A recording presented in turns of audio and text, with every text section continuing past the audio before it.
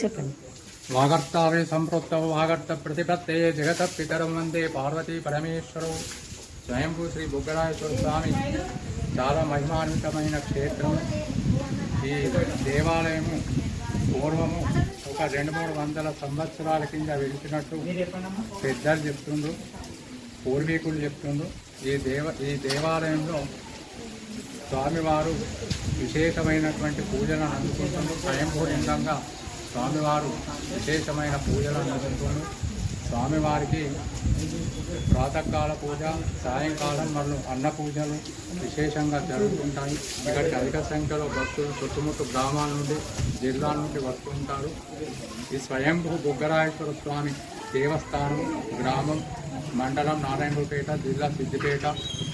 ఈ దేవాలయంలో శివపంచాయతనము మరియు నవగ్రహాలు, ధ్వజస్తంభము, వల్లుబండలు, తులసీమాత, బద్దిపోచమ్మ ఆలయము, నరసింహస్వామి, రేణుకా ఇల్లమ్మ, ఇన్ని దేవాలయాలతో కూడుకున్నటువంటి ఈ ప్రదేశము చాలా మహిమాన్వితమైనది. భక్తులు కూడా చాలా మొక్కులు చెల్లించుకుంటారు. వారికి అనుకున్న పనులు అవుతున్నాయి. కోడె మొక్కులు కూడా చెల్లించుకుంటారు. సత్యనారాయణ స్వామి వ్రతాలు, వివాహాలు కూడా జరుగుతుంటాయి. ఈ స్వామివారు స్వయంగా తానే పేరు పెట్టుకున్నాడు బుగ్గరాయేశ్వర స్వామి అని.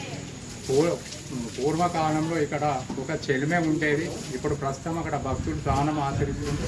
ఆ చెలిమె వద్ద పిట్టలు పట్టే వాళ్ళు ఇంకా కొందరు వచ్చి ఆ పిట్టలను శుభ్రం తీసుకొని మధ్య మలమంతా స్వీకరిస్తుండగా స్వామివారు ఆగ్రహానికి వచ్చి వారికి కళలో ఆదేశించడం జరిగిందట. నేను ఇక్కడ బుగ్గరాయేశ్వర స్వామిగా వెలిసినాను అని చెప్పి అప్పుడు వారికి భయం వేసి చుట్టుముట్టు గ్రామాల విషయాన్ని తెలియజేసేటువంటి వరకల్లా ఇక్కడ ఉండేటువంటి కొందరు వచ్చి ఇక్కడ ఈ స్థలాన్ని శుభ్రం చేసేటువంటి వరకల్లా చెట్టు చేమల కింద ప్రాణవట్టం లింగామకారంలో బుగ్గరాయేశ్వర స్వామిగా దర్శనం ఇచ్చిండు.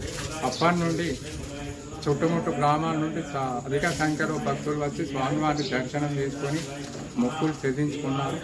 తద్వారా ఇది అభివృద్ధి జరుపుకుంటూ వచ్చింది. సిద్దిపేట వ్యాపారస్తులు ఒక కమిటీగా ఏర్పడి వారు ఈ దేవాలయాన్ని అభివృద్ధి చేస్తాము అని చెప్పి ఇక్కడ ధర్మశాల, యాగశాల, తర్వాత ఈ గర్భగుడి నిర్మాణం, తర్వాత ప్రతిష్టా కార్యక్రమాలు చేయడం జరిగింది. తర్వాత 2016లో ఈ దేవాలయ శాఖలోకి వెళ్ళిపోవడం జరిగింది. ఆ దేవాలయ శాఖ 2016 నుండి ఈవో గారు ఆధ్వర్యంలో దేవస్థానం నడుస్తుంది. ప్రస్తుత ఈవో శ్రీధర్ రెడ్డి గారు, కొమ్మెర శ్రీధర్ రెడ్డి గారు ఆధ్వర్యంలో కమిటీ చైర్మన్ బాగన్న కరుణాకర్ గారు చాలా ఈ దేవాలయాన్ని అభివృద్ధి చేయాలి అని చెప్పి మొన్ననే ఇక్కడ గర్భగుడి ఆంజనేయ స్వామి నుండి గర్భగుడి నుండి బద్దెపోచమ్మ వరకు సీసీ రోడ్ కార్యక్రమాన్ని చేపట్టడం జరిగింది.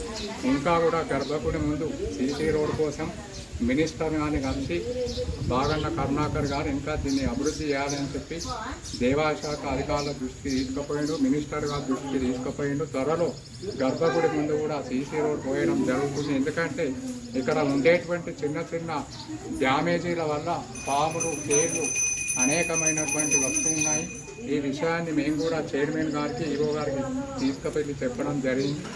అయితే చైర్మన్ గారు మొన్ననే దీనికి శాంక్షన్ చేయిద్దామని చెప్పి అధికారులను కలిసినట్టు మాకు వివరించారు.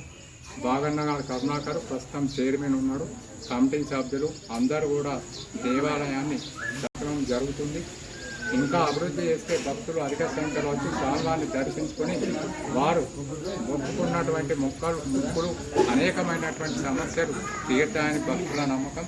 స్వామివారు కూడా అట్లే అనేక సమస్యలు తీర్చుతూ ఉన్నాడు. చాలామంది చెప్తున్నారు మా కొడుకుకి ఉద్యోగం వచ్చింది, తర్వాత విద్యలో పాస్ అయ్యిండు, 10వ తరగతి పాస్ అయ్యిండు, ఇంటర్మీడియట్ పాస్ అయ్యిండు అని చెప్తూ ఉన్నారు.